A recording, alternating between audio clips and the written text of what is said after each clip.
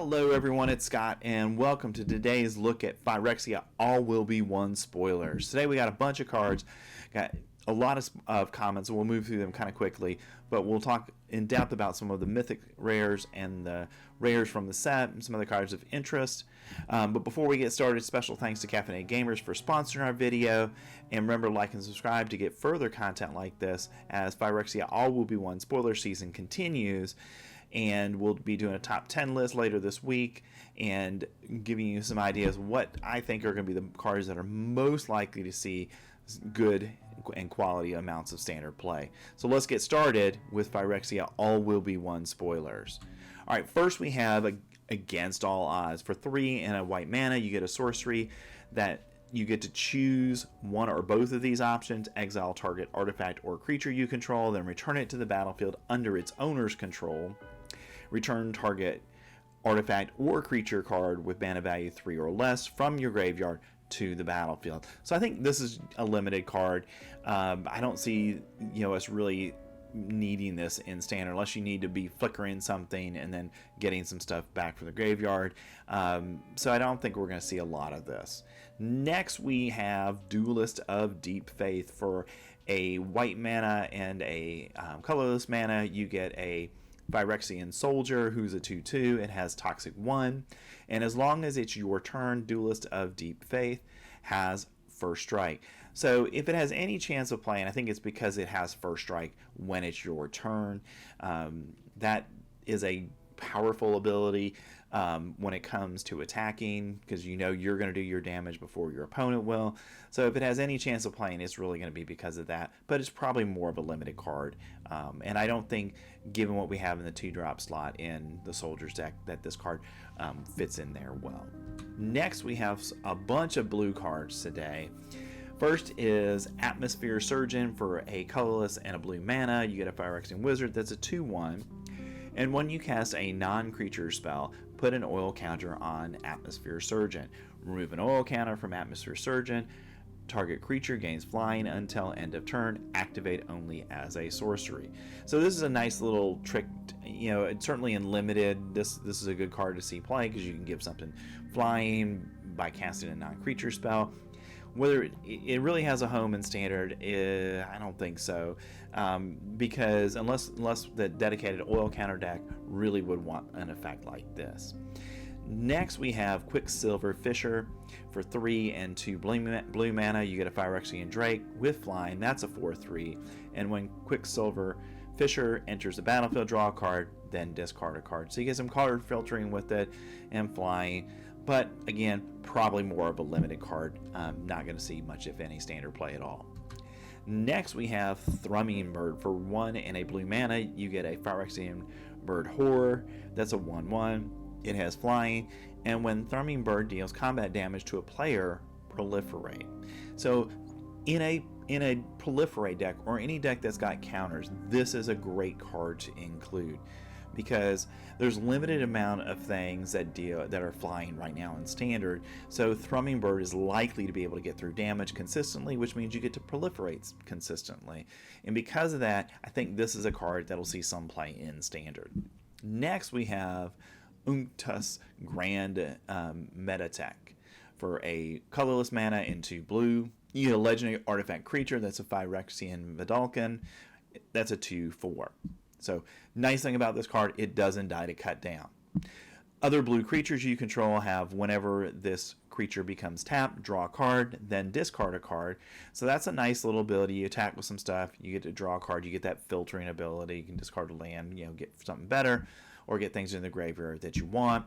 Other artifact creatures you control get +1/+1, and it also has, for a Phyrexian blue mana, until end of turn, target creature you control becomes a blue artifact in addition to its other colors and types, activate only as a sorcery.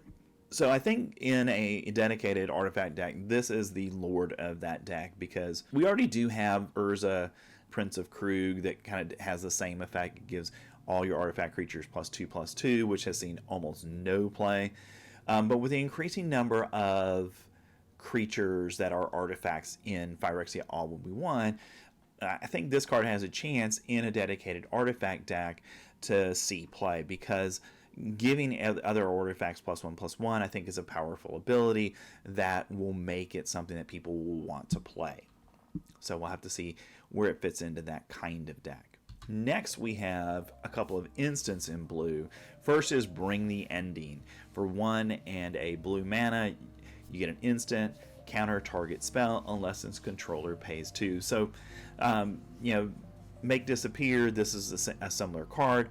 But what I like about this one is in a dedicated toxic deck, then its corrupted ability says counter that spell instead if its controller has 3 or more poison counters. So if you can get 3 or more poison counters on your opponent, then you have a 2 mana counter spell, which is very, very good.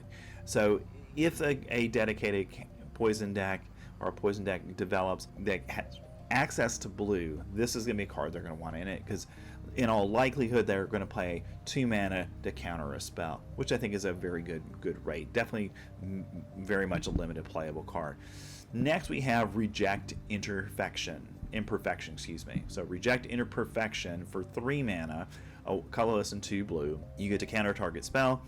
If that spell's mana value was 3 or less, you get to proliferate. So again, this is our standard 3 mana counter spell for the set. The nice thing is if it's countering something that's low cost of 3 or less, you do get to proliferate. So if again in a proliferate deck, I think this is a very good card, and it looks like proliferate is moving towards blue as a color choice. So this may be a good card to see in that kind of build in standard. Next we have a couple of black sorceries. First is Drown in Ichor. For a colorless and a black mana, you get a sorcery that target creature gets -4/-4 until end of turn, and that's going to kill most creatures in standard that are around. Maybe the one it doesn't, of course, kill is Sheoldred, but it kills just about everything else. And then when you cast it, you get to then proliferate. So this is a black option to proliferate. Certainly playable in limited, may have some playability in standard if black has cards that are going to have enough counters on it to get you to a place where you want to be able to proliferate. Next we have Vat Emergence. For 4 and a black mana, you get a sorcery.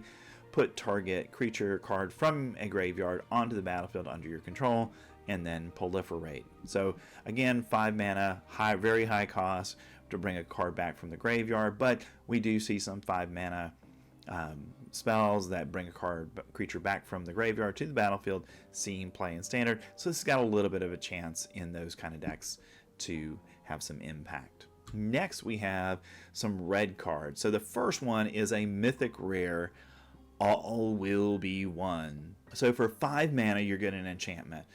Okay, for 3 and 2 red, that says whenever you put 1 or more counters on a permanent or player, All Will Be One deals that much damage to target opponent. Creatures an opponent controls, or planeswalkers an opponent control, or planeswalker an opponent controls. So basically what All Will Be One is a burn spell that doesn't go away. So if you put a counter on something, then you're starting to burn your opponent for that amount of damage. So again, when you put 1 or more counters on a permanent or player, All Will Be One deals that much damage to target opponent, creature an opponent controls, or planeswalker an opponent controls. So for example, you play some creature that enters with multiple counters on it. Every time you do that, it's going to deal that much damage to a creature, a planeswalker, or your opponent.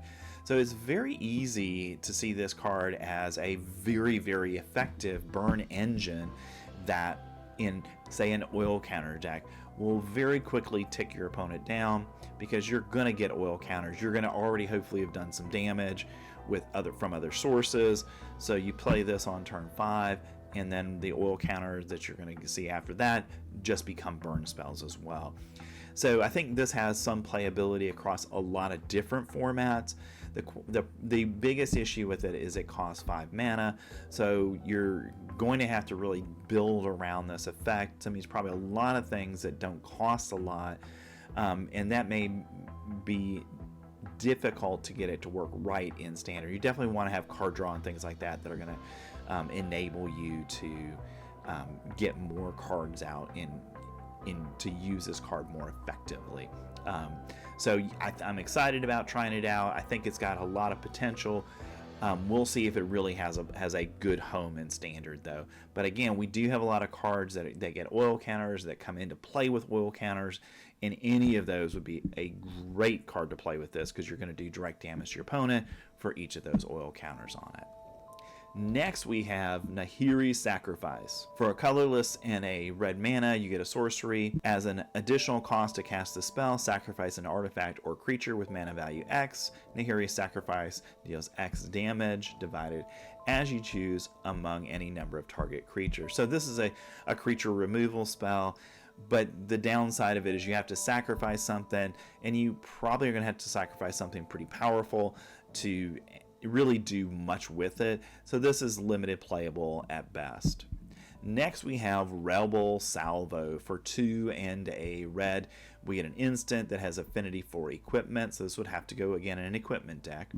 Rebel Salvo deals 5 damage to target creature or planeswalker. That permanent loses indestructible until the end of the turn. So if you've got multiple equipments, okay, the spell costs 1 less for each equipment. So in that dedicated equipment deck, if one does develop in Standard, then this is going to cost 1 mana. 1 mana to do 5 damage to a creature or planeswalker is outstanding. It kills Shealdra. It kills most of the big creatures in Standard. So if that deck does develop, this is a for sure in that deck. It certainly is playable in Limited, and will be a great burn spell to have as long as you've got some artifacts to help it out.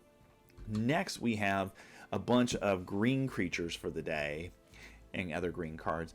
The first is Thrun, Breaker of Silence. For 3 and 2 green mana, you get a legendary creature that's a Troll Shaman. That's a 5/5, and this spell cannot be countered. So right there, I think that's a great ability to have on it.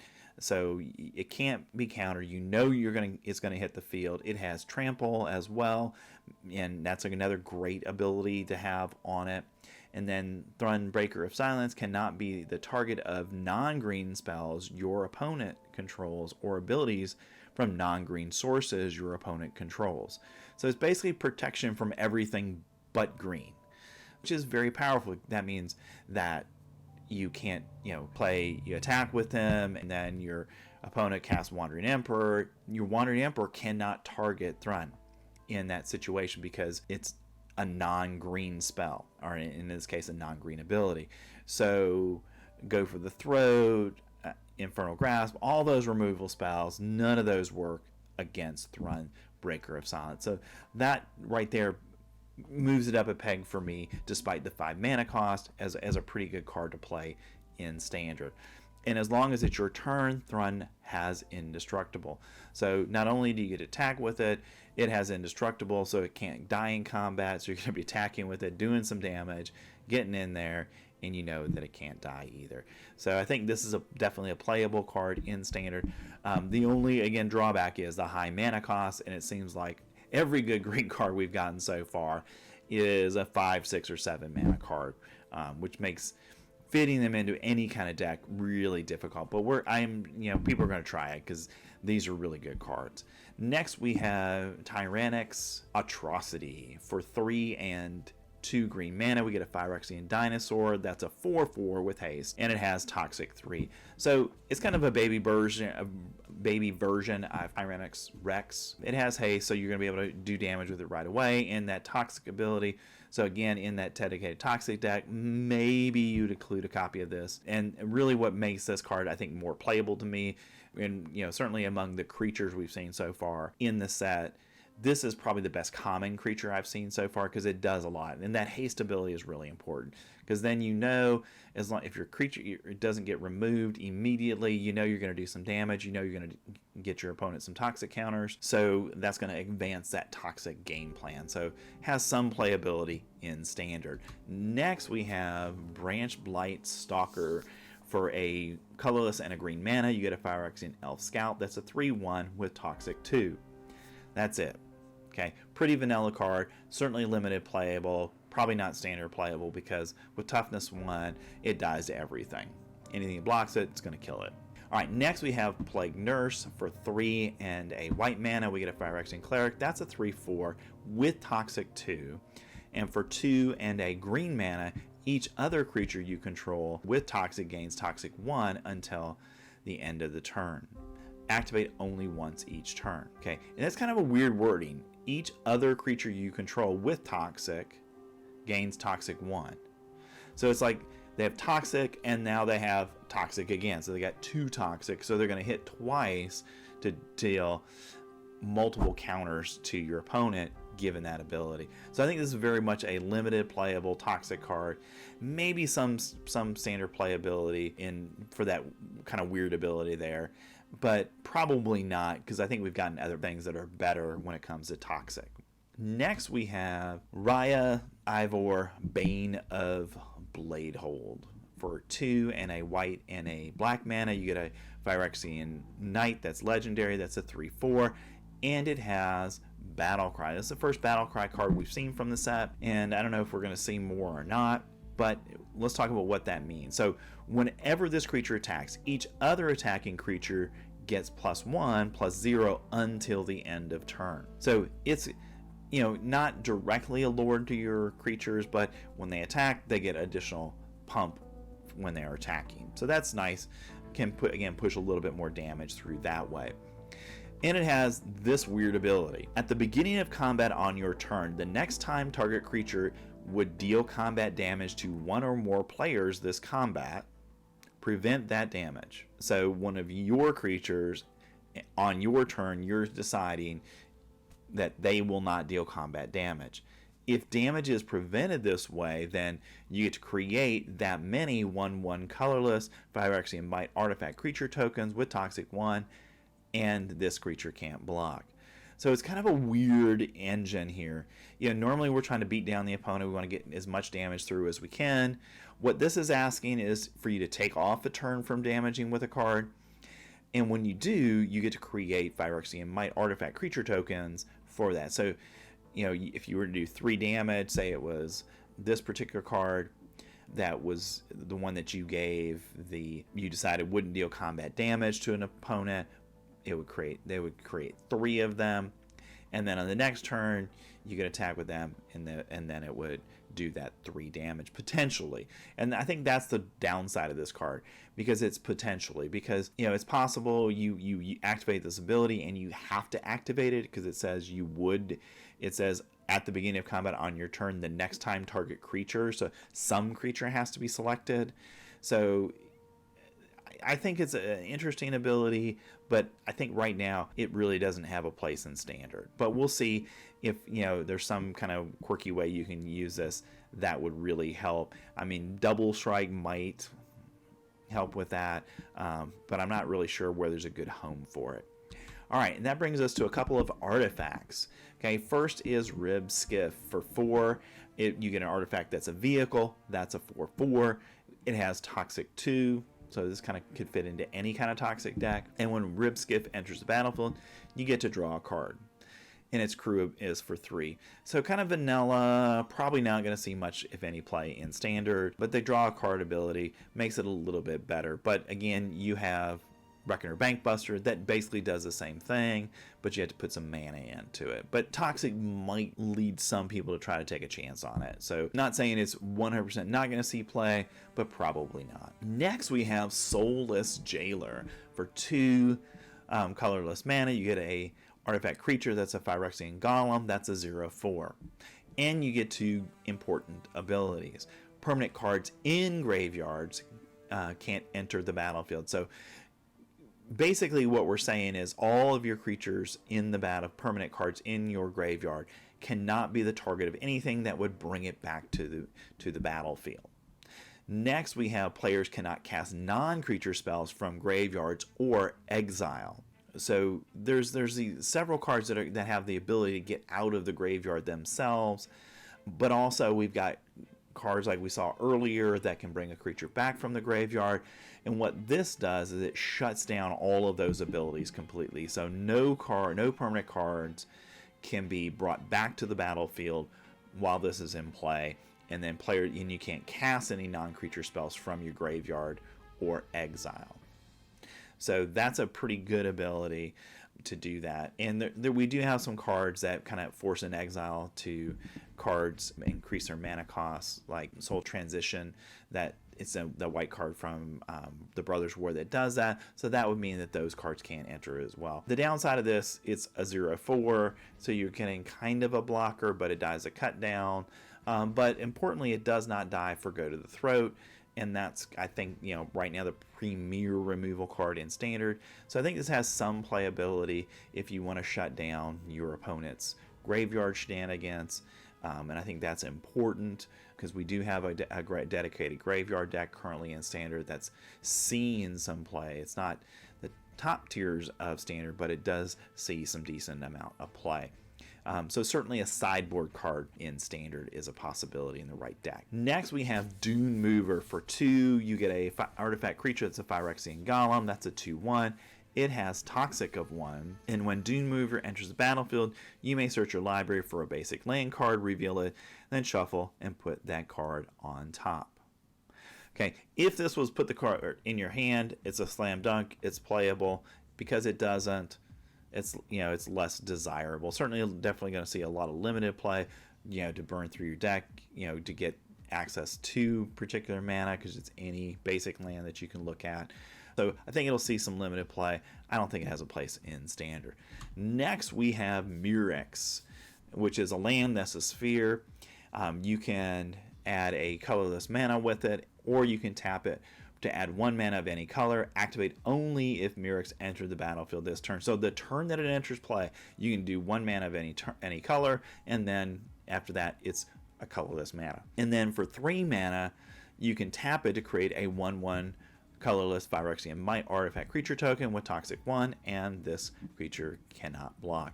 So I think in that dedicated poison deck, this is a card that you would want to see as a couple of in your mana base, just to be able to get additional creatures with Toxic onto the field. 3 is kind of a high cost for a 1/1, but when you don't have anything to do with your mana later in the game, it's a good mana sink. So I think it sees some play in the Toxic deck.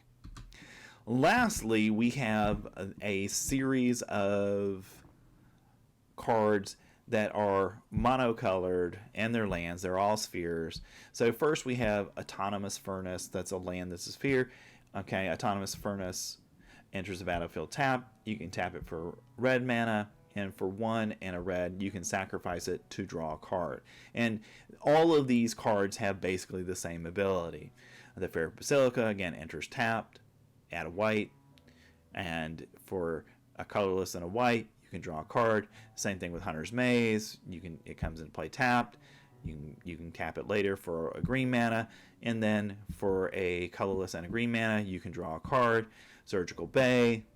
Okay, you get the idea here. It comes into play tapped. You get a blue mana. It is a 1 and a blue to draw a card when you sacrifice it, and then the Dross Pit is the black one. Again, it enters tap. You get a black mana. And for 2, you can draw 2 mana and sacrifice in the Dross Pit. You can go ahead and draw a card. I do like and these are all common, so definitely going to see limited play. I do like the fact that you can sacrifice it to draw a card for only 2 mana. That's pretty good value. So you might see in the right deck 1 or 2 of these, just as something that you can play, and then the next turn you can tap it to draw a card, or you can leave it in your mana base if you need to. All right, and those are all of the spoilers from today for Phyrexia All Will Be One. Hope you enjoyed the video. Lots of things to talk about. I do like All Will Be One as probably the best card of the day, or potentially the best card of the day. Thrun was fun as well. So again, if you haven't already, please like the video and subscribe, and I will see you tomorrow with more Phyrexia All Will Be One spoilers. I'll see you then.